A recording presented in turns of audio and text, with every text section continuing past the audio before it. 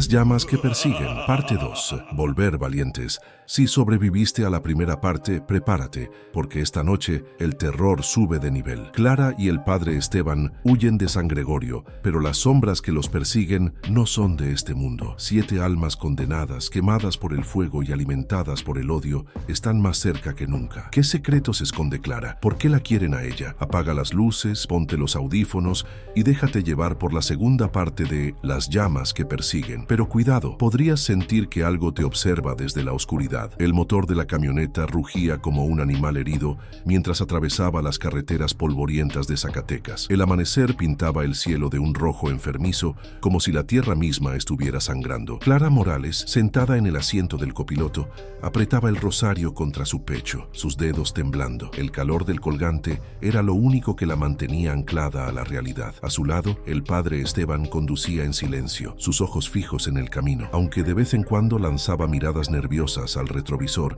como si esperara ver algo o a alguien. Habían pasado apenas unas horas desde que escaparon de la iglesia de San Gregorio, pero a Clara le parecía una eternidad. Las imágenes de las 7 figuras en la penumbra, con sus rostros quemados y sus ojos como brasas, se repetían en su mente como una película de terror que no podía apagar. Y las voces, esas voces que no eran humanas, que parecían surgir de un lugar más allá de la muerte. No puedes escapar, Clara, eres nuestra. ¿A dónde vamos?, preguntó al fin, rompiendo el silencio. Su voz sonaba frágil, como si estuviera a punto de romperse. El padre Esteban no respondió de inmediato. Sus manos apretaban el volante con tanta fuerza que los nudillos se le veían blancos. A un lugar seguro, dijo al fin. Un amigo mío en Durango. Es alguien que sabe de estas cosas. ¿De qué cosas?, insistió Clara, girándose hacia él. No me diga que de fantasmas, porque lo que vi anoche no era un maldito fantasma. Eran, no sé qué eran, pero no eran humanos. El sacerdote suspiró y por un momento pareció mucho más viejo de lo que era. No sé exactamente qué son, Clara, pero sé que no son de este mundo y sé que te quieren a ti. Por eso necesitamos ayuda. Clara frunció el ceño, frustrada. Quería respuestas, no más evasivas, pero antes de que pudiera decir algo, un escalofrío le recorrió la espalda. El aire dentro de la camioneta se volvió pesado y un olor familiar llenó sus pulmones. Ceniza. Miró por la ventana y su corazón dio un vuelco. En el horizonte, apenas visible contra el cielo rojizo, había una figura. Estaba de pie en medio del camino, inmóvil, envuelta en sombras que parecían arder. ¡Para!, gritó Clara, señalando la figura. El padre Esteban pisó el freno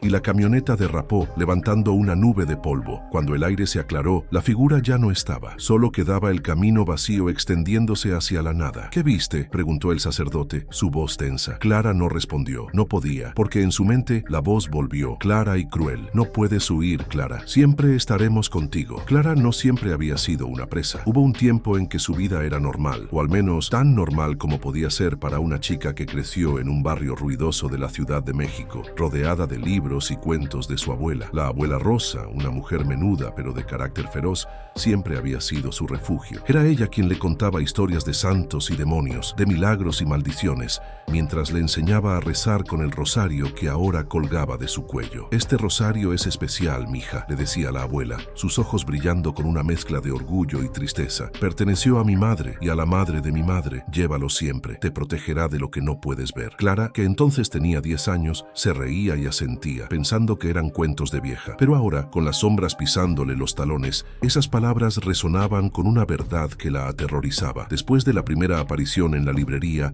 Clara había intentado contactar a su abuela, pero Rosa había muerto 2 años antes, llevándose sus secretos al más allá. Sin ella, Clara se sentía sola, atrapada en un juego que no entendía. Pero había algo más, algo que no le había contado al padre Esteban, algo que la carcomía desde dentro. En sus sueños no solo veía a los 7 hombres en la pira, a veces veía a otro hombre, uno que no estaba atado, que no gritaba, un hombre vestido con una túnica negra, con una cruz de madera colgando de su cuello. Estaba de pie frente a la pira, observando las llamas con una calma que helaba la sangre, y en su rostro, Clara veía algo familiar. No era su rostro, no exactamente, pero había algo en sus ojos, algo que la hacía sentir como si se mirara en un espejo roto. Ese hombre, lo sabía en el fondo de su alma, era la clave de todo, pero también era la razón por la que las sombras la odiaban. Tú nos condenaste, decían, y aunque Clara no entendía cómo, una parte de ella empezaba a creer que era verdad. Llegaron a Durango al mediodía, cuando el sol quemaba el asfalto y el aire vibraba con el calor. La ciudad era un contraste con San Gregorio, bulliciosa, llena de vida, con calles abarrotadas de puestos de comida y música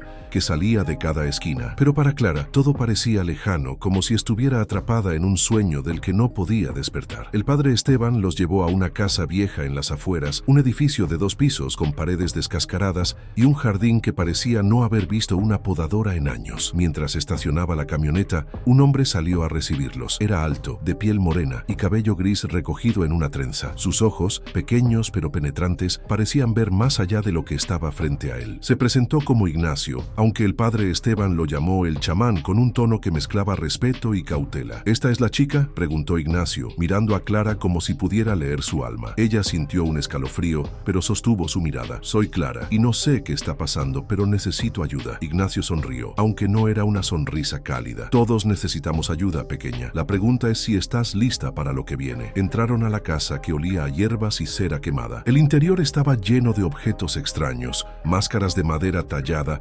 frascos con líquidos turbios, un altar cubierto de velas y plumas. Clara se sintió fuera de lugar, pero también, por primera vez en días, un poco más segura. Había algo en Ignacio, en su presencia, que la hacía sentir que tal vez, solo tal vez, podrían enfrentarse a lo que la perseguía. El padre Esteban le explicó todo a Ignacio: los sueños de Clara, las apariciones, el ataque en la iglesia. El chamán escuchó en silencio, acariciando una piedra negra que colgaba de su cuello. Cuando el sacerdote terminó, Ignacio se levantó y caminó hacia Clara, observándola de cerca. «Muéstrame el rosario», dijo. Clara dudó, pero al final se lo quitó y se lo entregó. Ignacio lo sostuvo con cuidado, como si fuera un artefacto sagrado. Cerró los ojos murmurando algo en una lengua que Clara no reconoció. Cuando los abrió, su expresión había cambiado. Había miedo en sus ojos, pero también determinación. «Esto no es un simple rosario», dijo devolviéndoselo. «Es un sello, algo muy antiguo, muy poderoso. Quien lo hizo sabía lo que enfrentaba. Y tú estás ligada a él, más de lo que imaginas». «¿Ligada? ¿Cómo?», preguntó Clara, su voz temblando. Ignacio no respondió de inmediato. En cambio, se volvió hacia el padre Esteban. «Ella no es solo una víctima, es la llave, y ellos lo saben». «¿Ellos?», preguntó el sacerdote. «Las almas que la persiguen. No son simples espíritus, son algo peor, algo que fue tocado por el fuego y el odio, y no descansarán hasta tenerla». Clara sintió que el suelo se movía bajo sus pies. «¿Por qué yo?», preguntó, casi gritando. «No hice nada, no los conozco». Ignacio la miró con una mezcla de compasión y severidad. «Tal vez no los conozcas en esta vida, pero las almas no olvidan, y el pasado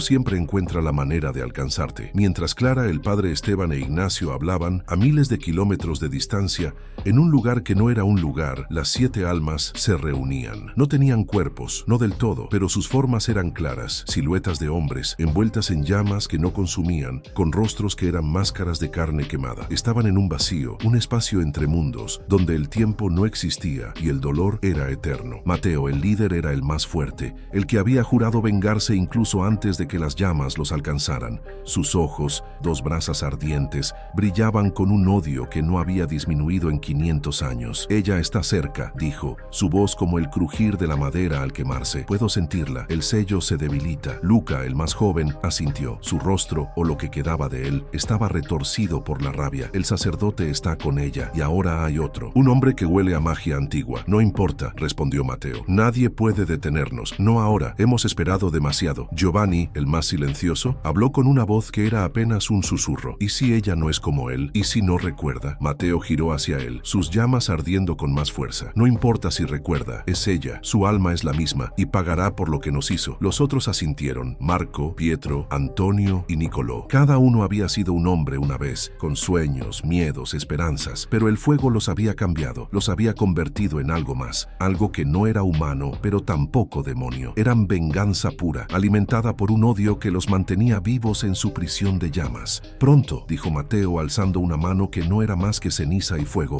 «pronto estaremos libres, y ella arderá con nosotros». En la casa de Ignacio, Clara no podía dormir. Estaba sentada en una silla vieja, mirando el rosario en sus manos. El padre Esteban y el chamán habían pasado horas discutiendo en voz baja, revisando libros y pergaminos que parecían sacados de un museo. Clara no entendía la mitad de lo que decían, pero una palabra se repetía una y otra vez: reencarnación. La idea la aterraba, no porque no creyera en ella. Después de todo lo que había visto, estaba dispuesta a creer en casi cualquier cosa, sino porque significaba que ella no era solo Clara Morales, era alguien más, alguien que había vivido hace siglos, alguien que había condenado a 7 hombres a la muerte, y aunque no tenía recuerdos de esa vida, las almas que la perseguían sí los tenían. Ignacio regresó con un libro encuadernado en cuero, tan viejo que las páginas crujían al pasarlas. Encontré algo, dijo sentándose frente a Clara. No es mucho, pero es un comienzo. Le mostró una página escrita en latín, con un dibujo a tinta de una pira en llamas. 7 figuras estaban atadas a postes,